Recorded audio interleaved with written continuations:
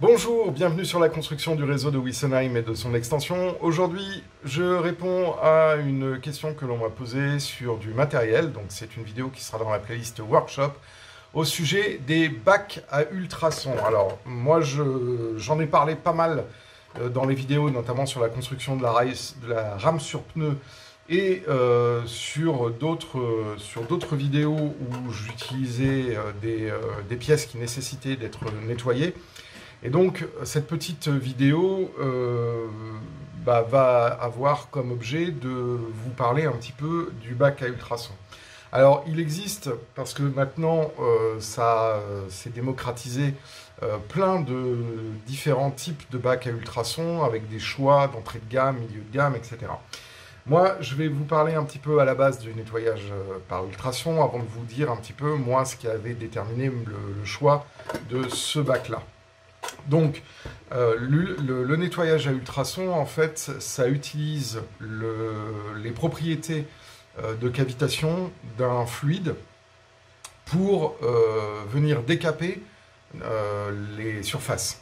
Alors, au plus vous avez un bac qui va être en capacité de monter en fréquence et de générer de la cavitation très rapidement, au plus vous allez avoir une action décapante sur les pièces que vous voulez nettoyer. La première des critères, en fait, pour votre choix de bac à ultrasons, ça va dépendre de la dimension des pièces que vous allez avoir à nettoyer.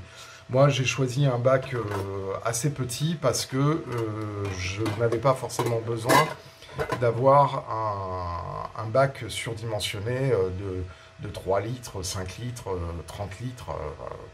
Non. Ensuite, après, le deuxième facteur qui est important, c'est la capacité du bac à ultrasons à émettre une fréquence importante et une modulation de fréquence importante. On considère que les basses fréquences, c'est-à-dire le 20-30 kHz, enfin, basse fréquence entre guillemets, parce que c'est de la haute fréquence quand même ça, va générer des harmoniques qui ne sont pas forcément très très bonnes pour les appareils que vous voulez nettoyer. En règle générale, on considère qu'un appareil à ultrasons correct doit avoir dans sa caractéristique de génération de cavitation qui est compris entre 35 et 50 kHz. Celui-là, c'est un 43. Oui, c'est ça, c'est un 42 kHz. Donc voilà, ça reste effectivement pour du nettoyage style bijouterie ou petite pièce. Par contre, effectivement, quand on veut des décapages beaucoup plus péchus, là, il faut aller au-delà de 60 kHz, notamment quand on veut nettoyer des pièces de mécanique, genre des carburateurs, des choses comme ça. Alors ensuite, après, il y a la fréquence qui va être générée, mais il y a aussi la puissance en watts de l'appareil à ultrasons. Là, moi, celui-là, il doit être à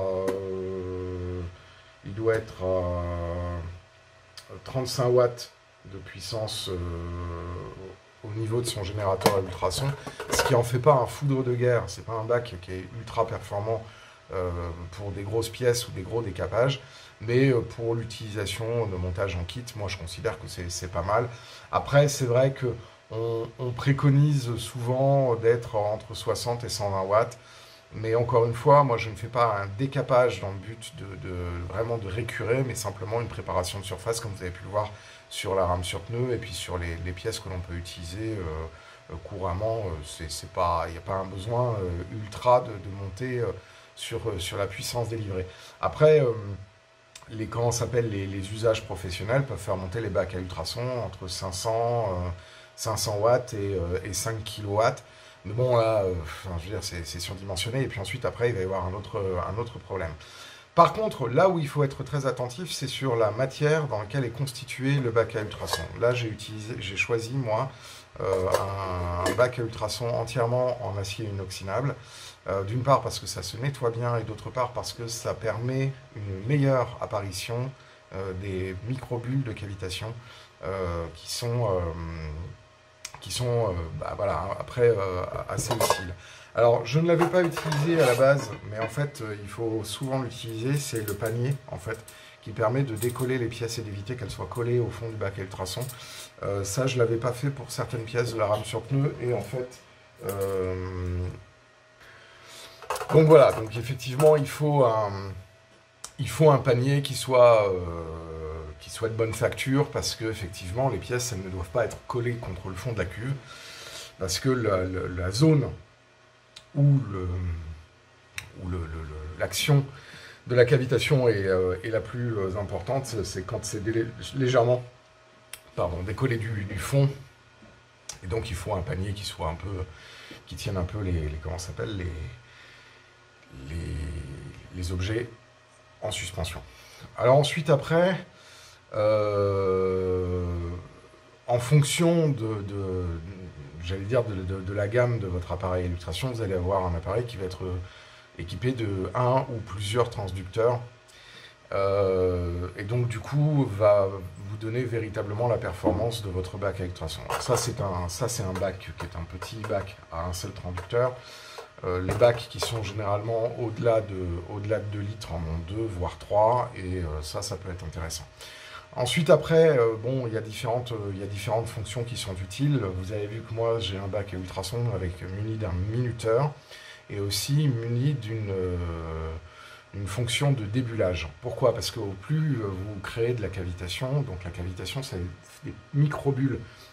Le son provoque l'excitation du liquide de nettoyage face aux surfaces, exactement comme la cavitation des hélices. Et ces petites bulles, quand elles atteignent un seuil critique, elles éclatent, et c'est cette force qui en fait permet de décoller les saletés qui sont incrustées sur les surfaces.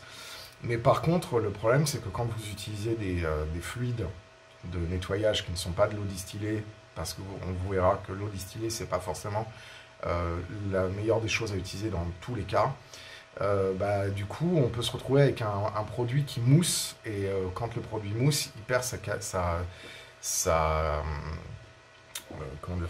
propriété de conduction en fait des ondes ultrasonores, et donc ça a de la capacité à générer de la cavitation.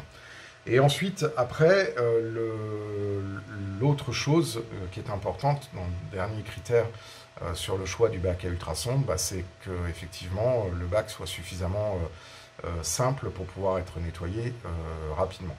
Alors après, en ce qui concerne le liquide de nettoyage, je vous ai dit qu'effectivement utiliser de l'eau distillée n'était pas forcément la meilleure des choses dans tous les cas. En règle générale, on utilise de l'eau distillée quand on fait des nettoyages de certains mécanismes très précis, quand il y a des engrenages ou de l'horlogerie, des choses comme ça. On peut rajouter dans ce cas-là un petit peu d'alcool isopropylique pour justement casser la relative stabilité de l'eau distillée et faciliter la propagation des ondes. Moi, en ce qui concerne le nettoyage, j'utilise du liquide de nettoyage pour aérographe. Donc ils appellent ça nettoyant airbrush et détergent. En fait, c'est parce que pour moi c'était plus simple. Mais en fait, on peut, si on n'a pas envie de dépenser de l'argent là-dedans, ce que je peux tout à fait comprendre, on peut utiliser dans ce cas-là de l'eau distillée dans laquelle on va venir ajouter quelques gouttes de liquide vaisselle pour que, en fait, quand on remue avec le doigt, on commence à avoir quelques mousses qui apparaissent. Donc il ne faut pas surcharger de liquide vaisselle, mais on peut en mettre un petit peu, genre du PEC ou des choses comme ça, pour faciliter en fait la transduction et l'apparition de microbules par phénomène de cavitation.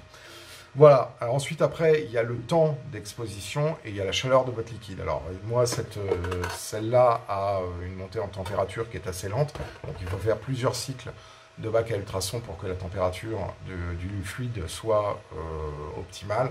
En règle générale, on considère que c'est optimal quand on a entre 35 et 40 degrés le fluide. Et ensuite, le temps d'exposition au bac à ultrasons va dépendre un peu de la fragilité de vos pièces. C'est-à-dire que si vous avez des assemblages collés, là, il faut faire des nettoyages très courts. Par contre, si vous êtes sûr de vos soudures ou si vous êtes sûr vous n'avez pas de pièces d'assemblage, vous pouvez monter à 3, 4 ou 5 minutes d'exposition aux ultrasons. Moi, quand j'avais sur les pièces de la rame sur pneu, dans certains cas, j'étais monté à 420 ou 500 secondes, sans aucun problème, pour venir vraiment régénérer la surface certaines surfaces qui avaient été oxydées. Le bac à ultrasons peut être utilisé dans plein de domaines. Il y a par contre des domaines qui ne sont pas dans lesquels il n'est pas très pertinent. C'est notamment sur les assemblages plastiques, parce que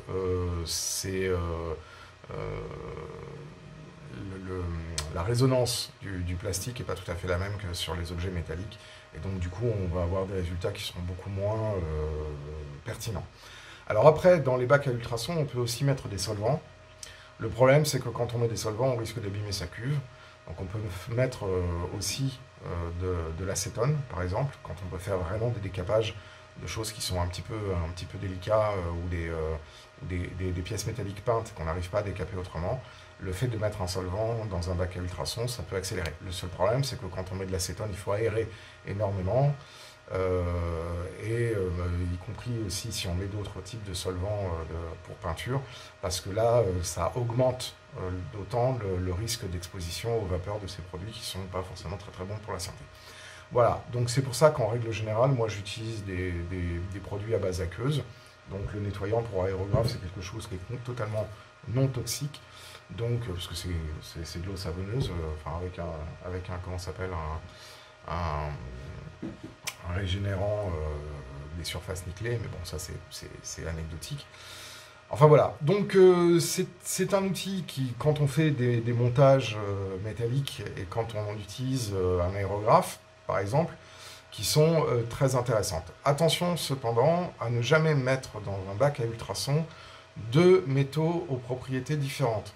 Donc il ne faut jamais, par exemple, mettre du cuivre et de l'aluminium ensemble, sinon vous allez avoir des phénomènes d'accélération, de destruction du matériau par phénomène d'oxydoréduction. Et donc il faut toujours être très attentif à ne mettre qu'un seul type d'objet métallique ou non métallique, ferreux ou non ferreux, et ne pas mélanger par exemple les cuivres avec le fer ou avec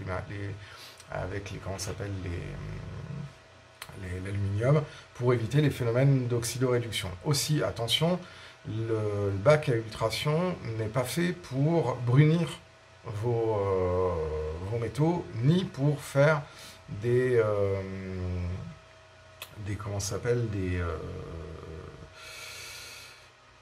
anodisations. Là, il faut être assez attentif là-dessus.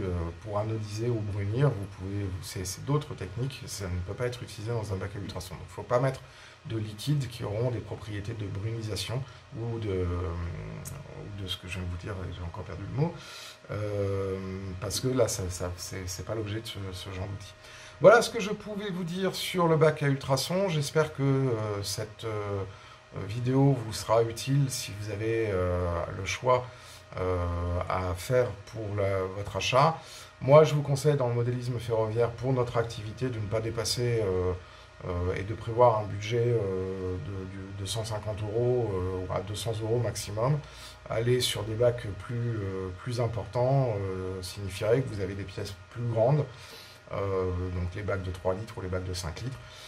Mais si vous n'avez pas ce genre d'assemblage, c'est pas forcément la peine d'investir dans un gros machin qui vont avoir aussi d'autres problématiques, notamment les problématiques de vidange de la cuve et les problématiques de nettoyage de la cuve. Voilà.